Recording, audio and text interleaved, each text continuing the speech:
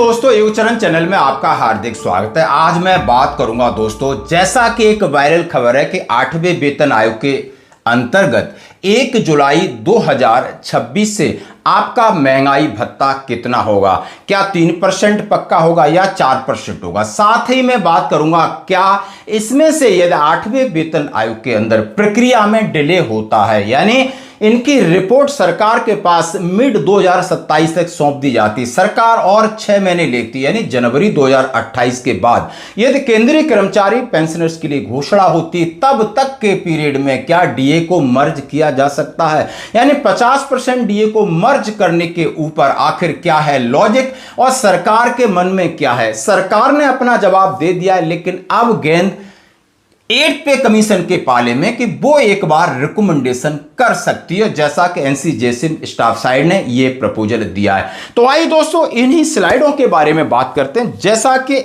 मैं पहली चीज है कि जैसा कि आज हम जुलाई में चल रहे हैं, यानी पूरी छमाही खत्म हो चुकी है, लेकिन 1 महीने के आंकड़े आने बाकी, और वो महीना है आपका जून 2026। जैसा कि एआईसीपीएन का प्रेस रिलीज है वो 30 या 31 जुलाई को निकलेगा। आखिर कितने पॉइंट्स की और बढ़ोतरी हो जिससे हमें लगे कि डीए हमारा 4% बढ़ेगा, 60% से बढ़कर के 64% होगा। आइए इसी के ऊपर बात करते। जैसा कि मैं आपके सामने एक पहली स्लाइड फ्लैश कर रहा हूं जिसमें जनवरी के आंकड़े 148.6 हैं, और दोस्तों उससे डीए बन गया था जनवरी 60.85, और उसके बाद फरवरी के आंकड़े 148.5 जिससे डीए बना 61.37, मार्च के आंकड़े 149.1 जिससे डीए बना 61.93, अप्रैल के आंकड़े 149.9 जिससे डीए बना 62.52,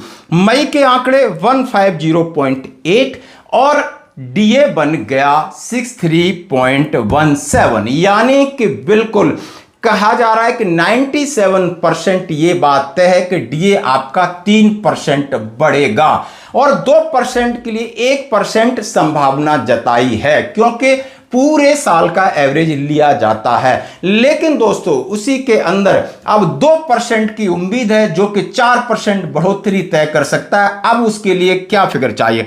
अब हम सेकंड स्लाइड आपके सामने रखते हैं। जून जो कि खाली है, 31 जुलाई को एआईसीपीएन की प्रेस रिलीज में आंकड़े आएंगे कि कितने पॉइंट की बढ़ोतरी हो, और उसके हिसाब से तब डीए आपका 64% हो। तो दोस्तों मैंने एक रैंडमली एक थर्ड स्लाइड जिसके अंदर हमने 154.3 का एक फिगर टाइप किया है, यानी सीधा सीधा हमने 3.5 की बढ़ोतरी की, और इससे आपका डीए 64% पहुंचता है, यानी 4% की बढ़ोतरी। तो इस प्रकार से क्या 3.5% बढ़ना ये काफी उम्मीदों से परे है, यानी ऐसा नहीं हो सकता है। तो हम 97% पे मोहर लगाते हैं कि आपका डीए 63% हो जाएगा। तो ये आपने कोई भी इसके अंदर कोई संशय नहीं है, कोई कंफ्यूजन नहीं है। ये बात धड़ल्ले से मैं कह सकता हूं कि पॉसिबिलिटी जैसा कहा जा रहा है कि 2% है, आप 64% के लिए 2% संभावना है, और 97% संभावना है आपका 63%, और 1% आपके साथ आशंका है कि आपका 62 रह जाए। तो दोस्तों ये था, ये बात पक्की। अब मैं बात डीए विलय की करूंगा, बिल्कुल, क्योंकि बात लाजमी है। केंद्रीय कर्मचारियों के लिए बड़ी खबर, डीए मर्जर पर आया वित्त मंत्रालय का जवाब। हाँ जी दोस्तों, 8वें पे कमीशन महंगाई भत्ते का मूल वेतन में मिलाने के कर्मचारी संगठनों की मांगों के बीच सरकार ने साफ कह दिया कि फिलहाल अलग से मर्जर की तैयारी नहीं है।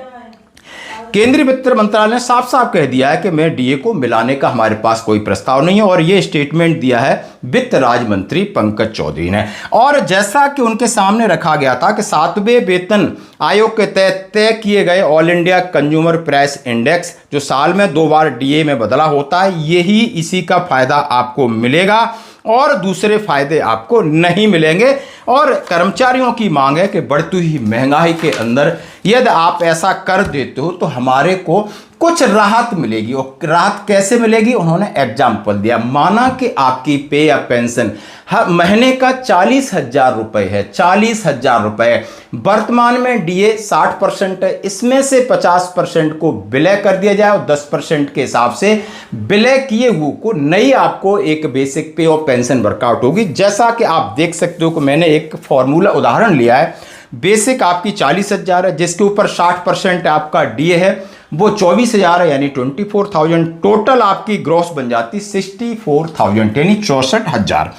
अब इसी में से 50% को आप विलय करते हो, यानी 40,000 को 50% होगा 20,000, तो आपकी नई बेसिक पे या पेंशन 60,000 हो जाती है, क्योंकि आपने 50% विलय किया, यानी 40 का आधा 20 तो विलय 60। अब इसके ऊपर आप 10% डीए आप ऐड कर देते हो, तो 60,000 पर 10% 6,000 हो जाता है। और वो जो आपका ग्रॉस फायदा 64,000 का था, वो अब 66,000 हो गया, यानी 2,000 का पर मंथ फायदा। और आपका बेसिक जो पे या पेंशन पे बढ़ा है, उसके ऊपर अदर अलाउंसेस भी इसके बेसिस पे होते हैं, उनमें उसका फायदा होगा।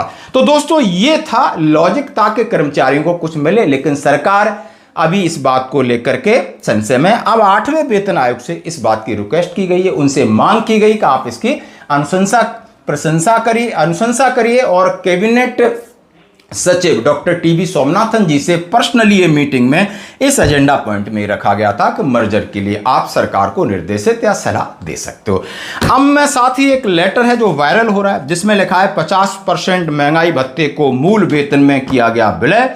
वित्त मंत्रालय भारत सरकार ने लिया निर्णय, 1 जनवरी 2026 से लागू। ऐसा पत्र है, जैसा आपके सामने मैं दिखाना चाहता हूं। वित्त विभाग है, संकल्प संख्या MNO सचिवालय दिल्ली, दिनांक 12 जून 2026। आदेश भारत सरकार के वित्त मंत्रालय व्यय विभाग ने दिनांक 1 जनवरी 2026 से अपने कर्मचारियों के लिए 50% महंगाई भत्ते को मूल वेतन में विलय करने का निर्णय लिया है।